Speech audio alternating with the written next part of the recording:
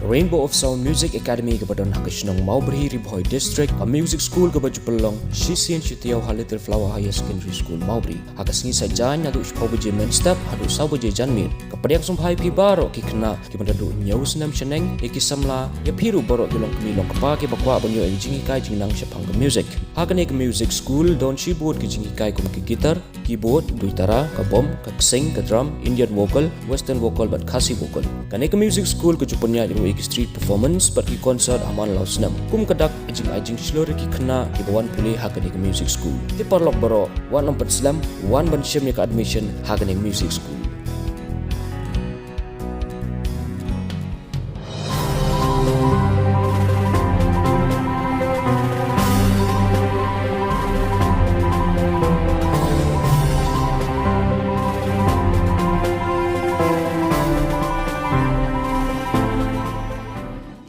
UMDC ke Laban mau prem uba Riki Shullai ulapan pau yang jeng ai Khublei kerpang UMDC ke Sora uba Titos tarwel khan ubalong usi yang barem ba ulashim ya kabam Smai kum UMDC thmai dak ba penan kam dak Ktien Khasi haba keran lengkat hadin belayo yosong kenor haket ADC hak arpra trik urempang arhaja arpsan uba Riki ulaong ba keladai kapor syabarok ki MDC bakin but noksa dak ba keran dak Ktien tenrai lajong kamtam menta bawat ha gogol sru latip ya kapang ayu balakren matpan kelai kas ki wepat ki jai Ktien. Lungo bagi ini badalai hasil ini kibidian bagi yang bang Smai dan Ktien hareng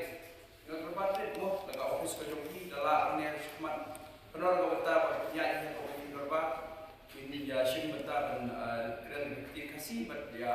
penyanyi Ktien Khasi kamtam ki akan kajuk AI generation ke ki ong Ira ni Google Translate kepada Ktien Khasi kalau ayat bertalang. Belum kini berita ngayal di utang asuk.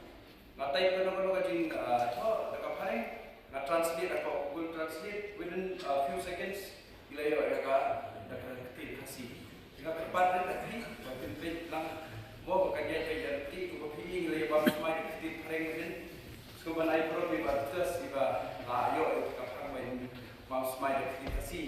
La bakalan la yo prepare dengan kemen balanesh kmat in future ko council ka ba dorong ko jui ka Khasi sedon council kan jai pe jai rutin ka mungkin bang Smai Ktien Khasi awang ya pesan na turun ka Khasi kemudian apa serang soal kai la jom di jika na